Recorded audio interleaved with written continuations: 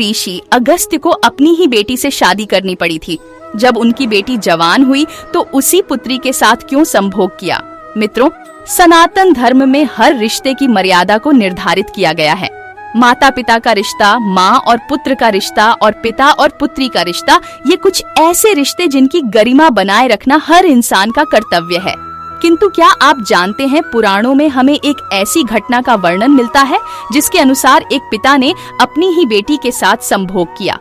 तो आइए जानते हैं कौन थे वो पिता जो एक ज्ञानी ऋषि थे, फिर भी अपनी ही पुत्री के साथ विषय भोग करना पड़ा, और इसके पीछे के क्या कारण थे? दोस्तों, ये कथा सप्तर्षियों में से एक महर्षि अगस्त्य से जुड़ी हुई है। धर्म ग्रंथों में वर्णित इस कथा के अनुसार एक बार महर्षि अगस्त्य स्वर्ग लोक से यात्रा कर वापस लौट रहे थे। तभी उन्होंने रास्ते में एक पेड़ पर कुछ वृद्ध लोगों को उल्टा लटके हुए देखा। इस दृश्य को देखकर महर्षि अगस्त्य हैरान रह गए और उनके मन में यह जानने की जिज्ञासा उत्पन्न हुई कि आखिर ये लोग कौन हैं और किस कर्म के कारण यह उल्टा लटक रहे हैं। अपनी जिज्ञासा को शांत करने के उद्देश्य से महर्षि अगस्त्य उस पेड़ की तरफ चल दिए और वहां पहुंचकर उन वृद्ध लोगों से पूछा है, पुण्य आत्माओं, आप लोग कौन हैं और आपकी ये दशा किस पाप कर्म के कारण हुई है?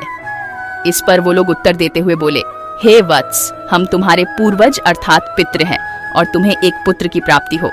इसी मनोकामना के लिए इसे पेड़ पर उल्टा लटक रहे हैं। यदि हमारी ये मनोकामना पूरी हो गई तो हम लोग इसे कष्ट से भी मुक्त हो जाएंगे और हमारे पुण्य फलों में वृद्धि होगी। फिर हम सभी स्वर्ग की ओर अपनी यात्रा शुरू कर सकेंगे।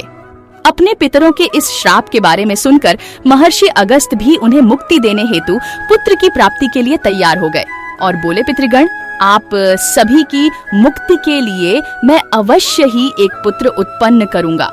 और इतना कहकर वो वहां से अपने आश्रम की ओर चल दिए।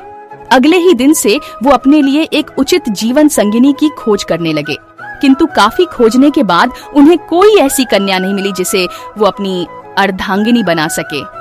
फिर महर्षि अगस्त्य ने ये निश्चय किया कि वो स्वयं ही एक ऐसी कन्या की रचना करेंगे जो सुंदरता और बुद्धि में अपराध्य हो। फिर उस कन्या की उत्पत्ति के लिए महर्षि अगस्त्य ने विभिन्न प्राणियों और वनस्पतियां के सबसे सुंदर रंग और गुणों को एकत्रित करना शुरू किया। जैसे हिरनी से नेत्र लिए तो चीते से हृदय, शरीर की लचक के लिए ताड़ के पेड़ का उपयोग किया तो गर्दन की रचना हंस के पंखों से कोमलता और फूलों से सुगंध लेकर उसके बदन में डाली। और इस तरह ऋषि अगस्त्य ने अपनी कल्पना की रचना के काफी निकट पहुंच गए। तभी उनकी नजर विदर्भ राज्य के राजा पर पड़ी। विदर्भ के राजा अपनी पत्नी के साथ भगवान के सामने पुत्र प्राप्ति की कामना कर रहे थे, क्योंकि वो अब तक निसंतान थे।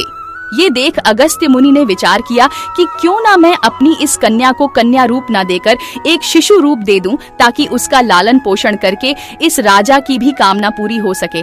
फलस्वरूप उस कन्या की उत्पत्ति शिशु रूप में हुई, क्योंकि उस कन्या की उत्पत्ति में बहुत से प्राणियों और पेड़ पौधों की हानि हुई थी।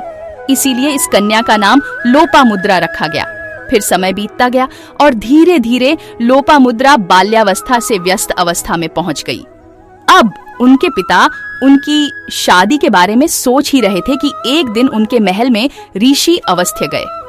महर्षि को महल आया देख विदर्भ के राजा ने उन्हें प्रणाम किया और बैठने के लिए उचित आसन दिया। फिर पूछा, महर्षि कृपा कर बताएं, आप यहाँ किस उद्देश्य से पधारे हैं? तब महर्षि अगस्त्य बोले, है राजन, आपकी पुत्री का हाथ मैं अपने लिए मांगने आया हूँ।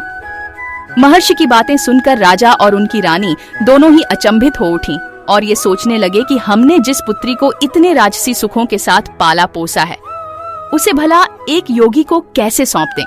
लेकिन उनके मन में कहीं ना कहीं ये भय था कि अगर उन्होंने अगस्त्य मुनि के इस प्रस्ताव को ठुकरा दिया तो कहीं वह क्रोधित होकर उन्हें श्राप ना दे दें।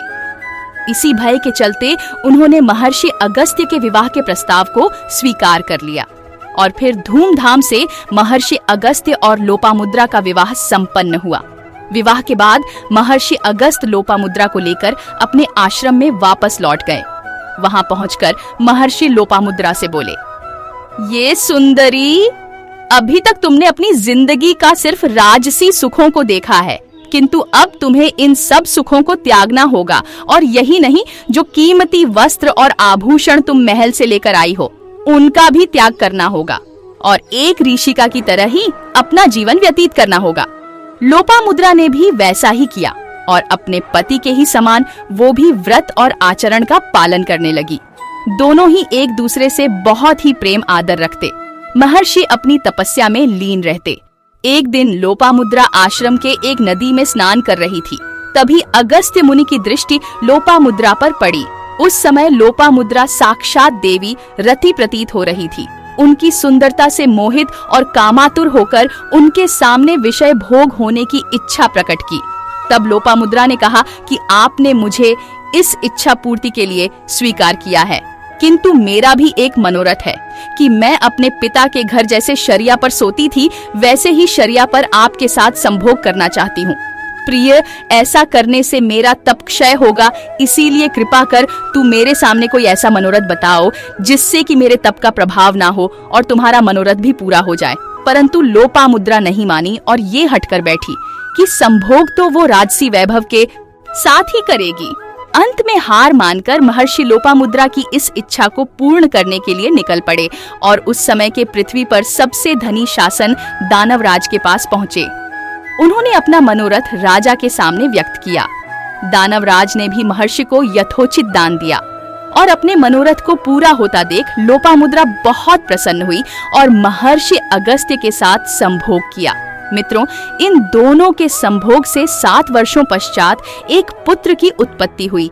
इसके बाद वो महर्षि अगस्त्य मुनि के पितरों को अपने श्राप से मुक्ति मिल गई और उन्हें मनोवांछित लोक की प्राप्ति हुई। और दोस्तों, गरुड़ पुराण में ये भी बताया गया है कि पितरों को तभी मुक्ति मिलती है जब उसके पुत्र या पौत्र को संतान की प्राप्ति होती है। तो मित्रों, हम उम्मीद करते हैं कि महर्षि अगस्त्य मुनि की अपनी ही पुत्री के साथ संभोग करने की इस इच्छा के पीछे की पूरी कथा और असल कारण आपको समझ गया होगा। धन्यवाद।